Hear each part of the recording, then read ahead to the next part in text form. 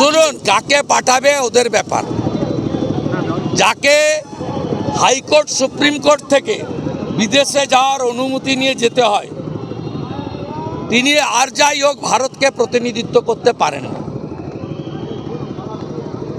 মমতা বন্দ্যোপাধ্যায় ঠিক করেন, মোদিজি তার সরকার, তার সংসদীয় ব্যবস্থা, সেটা কখনোই সব দলকে নিয়ে তারা চলেন। এখানকার বিরোধী দলনেতার মর্যাদা নেই, কিন্তু রাহুল গান্ধীকে এলওপির মর্যাদা নরেন্দ্র মোদী দিয়েছেন। কংগ্রেসের যখন নাম্বার ছিল না, তখনও অজিত চৌধুরীকে তিনি এলওপির মর্যাদা দিয়েছেন। এটা হচ্ছে নরেন্দ্র মোদী। ডেমোক্রেসিতে তিনি সিস্টেম মেনটেন করেন, যেটা বাংলায় হয় না। তো বাঙালি হিসেবে আমরা লজ্জিত, এমন একজন ভারতকে রিপ্রেজেন্ট করতে যাচ্ছে, যাকে পাসপোর্ট ইডির কাছে জমা রাখতে হয়, কোর্ট থেকে অনুমতি নিয়ে বাইরে যেতে হয়।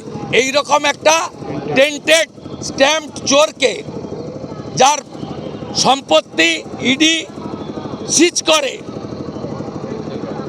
অকশানে করে নিয়ে যায়, সেই রকম একটা লোক, তিনি যেভাবেই হোক পিসির আনুকূল্যে ভাইপো পরিবারবাদী কোম্পানি ঢুকে পড়েছেন। বিদেশি ডিগ্রি পর্যন্ত ধরেনি, সিট বলছে আক্রান্তদের ফোনও ধরেনি পুলিশ। লাজ লজ্জা থাকলে পুলিশ মন্ত্রীর পদত্যাগ করা উচিত। পুলিশ ফোন ধরেনি।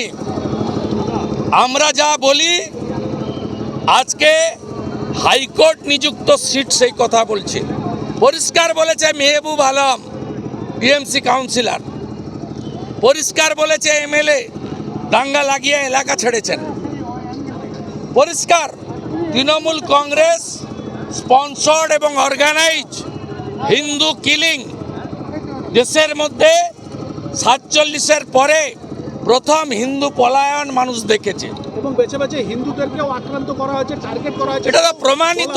হিন্দু পলায়ন, 16% হিন্দু থাকে, হিন্দু শূন্য করতে চায়। তাই এই হিন্দু বিরোধী সরকার, এদের বিরুদ্ধে আমাদের লড়াই চলছে। এবং আপনারা শুনলে অবাক হবেন, আমার এক্স হ্যান্ডেল দেখে নেবেন একটু পরে। মুখ্যমন্ত্রী বাগডোগরা যাবে বলে সিভিল ড্রেসে জিন্স আর টি শার্ট পরিয়ে, সুধাকর বলে যে কমিশনার, পুলিশ দিয়ে বিজেপির পতাকা ব্যানার তো খুলেছেই, আমি দেখে এসেছি, সোমবার নিজে গেছিলাম, আজকে ধ্বজ খুলিয়েছে। মমতা ব্যানার্জি এবং তার পুলিশ কমপ্লিটলি হিন্দু বিরোধী। এই জন্য তো বলছি, হিন্দু হিন্দু ভাই ভাই। হিন্দু যদি বাংলায় বাঁচতে চাও, বিভেদ ভুলে এক হও এবং মমতা আর তার সরকারকে তাড়াও, নইলে হিন্দু শূন্য হয়ে যাবে বাংলায়। অনুপ্রবেশ নিয়ে মুখ্যমন্ত্রী বারবার শুধু বিএসএফকে কাঠগড়ায় তুলেছেন, কিন্তু আজকে দেখা গেল যে আপনারাও বারবার বলেছেন যে ক্যাম্পের জন্য জমি নিয়ে টালবাহানা করছে, কিন্তু আজকে তিনি বললেন যে পুলিশেরও দায়িত্ব আছে, অর্থাৎ আবার বারে বারে বলছি ইমেজ বিল্ড আপ।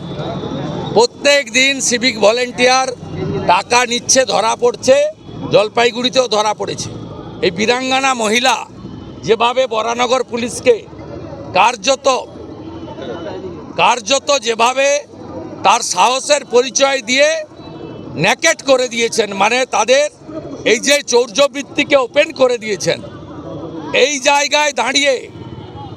জায়গায় দাঁড়িয়ে মুখ্যমন্ত্রী বুঝেছেন যে এই ভিডিও ক্লিপটা লক্ষ 70-80 লক্ষ লোকের কাছে পৌঁছেছে। তাই আজকে রাজীব কুমারকে বসিয়ে রেখে পুলিশকে ড্যামেজ করছে নিজের ইমেজ বিল্ড আপের জন্য। 14 বছর পুলিশ মন্ত্রী, আর চোরেদের রানীর নাম হচ্ছে মমতা ব্যানার্জি। যে যত চুরি করবে, ভোট চুরি হতে পারে, কয়লা চুরি হতে পারে, গরু পাচার হতে পারে, পাথর চুরি হতে পারে, গাড়ি থেকে তোলা হতে পারে। আপনি জানেন এখানে যে ফর্সা করে লম্বা এসপিটা আছে, 11টা মাল লোডেড ট্রাক হলদিয়া থেকে ছিনতাই হলো। গত 1 মাসে 11টা লোডেড ট্রাক হলদিয়া ছিনতাই হলো। আপনারা এই খবর রাখেন না, করেনও না। সেই কারণে এইসব কথা হচ্ছে। ভোট সামনে বর্ষা, তারপরে দুর্গা মায়ের পুজো, কালী পুজো, তারপরে শীত, শীতের পরেই শীতের জামা খুলতে না খুলতেই ভোটের বাজনা। এবং গতবারে এই জেলা মমতাকে হারিয়েছে, এবারে গোটা বাংলা উনাকে প্রাক্তন করবে। সবাই ready. No vote to Mamata, no vote to Mamata, vote for বিজি সভাপতি বিজেপি। পরিবর্তন করা হলো, আইএনটিটিউসি সভাপতিকে তুলে দিয়ে কোর কমিটি করা হলো, কিছু লাভ হবে? কোনো লাভ হবে না, সব চাকর, সব চাকর বাকর। এর উত্তর মানা দে আর মিলন মণ্ডলের কাছ থেকে নেন, আজকে ঋতব্রত আসছে, আমার কাছ থেকে। দাদা আজকে ঋতব্রত আসছে। কে ঋতব্রত? দাদা বায়োমেট্রিক ভোট দিলেন, বিএসএফকে কাঠগড়া এলাকা তুলেছেন, আজকে বলছেন যে ক্যাম্পের জন্য জমিতে টাল বানানো হয়েছে, কিন্তু আজ তিনি নিজেই বললেন যে পুলিশেরও দায়িত্ব আছে, অর্থাৎ রাজ্যেরও দায়ী আছে। তাহলে এতদিন উনি উল্টো বলে আসছেন কার সাথে? উনি আজকে যা করেছেন ভোটের রাজনীতির কথা বলেছেন। তিনি বলছেন ভুটান থেকে জল এসে উত্তরবঙ্গে বন্যা হয়, আসাম থেকে লোক এসে সার্ভে করছে, তথ্য সংগ্রহ করছে, আর বিহার ঝাড়খণ্ড থেকে লোক এসে এখানে আইন শৃঙ্খলার অবনতি করছে। উনি একটা ধোয়া তুলসী পাতা। উনার রাজীব কুমার, তিনি গ্রেট আন্তর্জাতিক খ্যাতিসম্পন্ন পুলিশ ডিজি। উনার যে চিফ সেক্রেটারি আছে তার মতো উচ্চমানের আমলা আর ভারতবর্ষে নেই, এই কথা তিনি বুঝাতে চেয়েছেন। দাদা তিনি এর আগে মশা যখন ডেঙ্গু হয়েছিল বলেন বাংলাদেশের মশা বসিরহাট আর বনগায় ঢুকে গেছে। আজকে বলেছেন ভুটানের জল। দাদা ভোটার তালিকায় গরমিল নিয়ে এতদিন আপনারা লক্ষ লক্ষ উচ্চ মাধ্যমিক পাস ছাত্রছাত্রীদের ভবিষ্যৎ মমতা বন্দ্যোপাধ্যায়ের জন্য অন্ধকারে।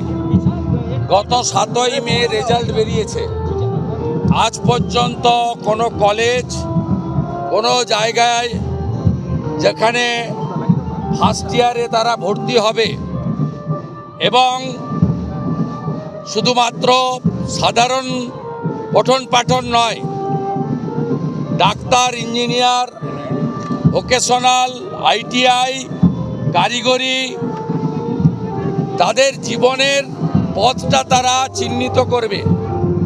আজকে কোথাও পরীক্ষার নোটিফিকেশান হচ্ছে না, পরীক্ষার বলছি ভর্তির। তার কারণ হচ্ছে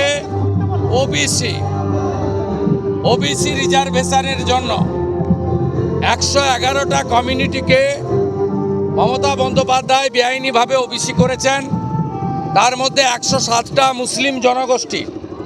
এটাকে ইতিমধ্যে কলকাতা হাইকোর্ট ডবল জাজেস বেঞ্চ বাতিল করেছেন 2010 সালের পরে সমস্ত সার্টিফিকেট।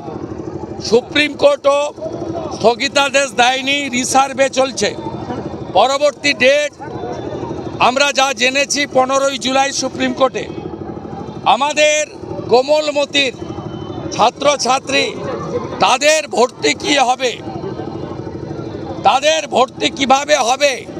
একদিকে মুসলিম ভোট ব্যাংক, তারা চটে যাবে যদি হাইকোর্টের রায় মেনে করতে হয়, আর অন্যদিকে ছাত্রছাত্রীদের ভবিষ্যৎ। মমতা বন্দ্যোপাধ্যায় শিক্ষা ব্যবস্থা ধ্বংস করেছেন।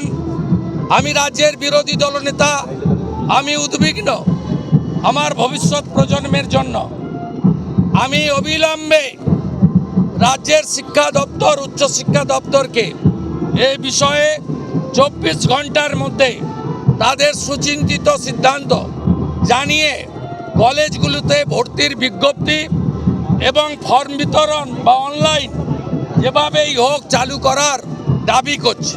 দাদা একটা বিষয়, সেটা হচ্ছে বিরোধীরা আপনারা দীর্ঘদিন ধরে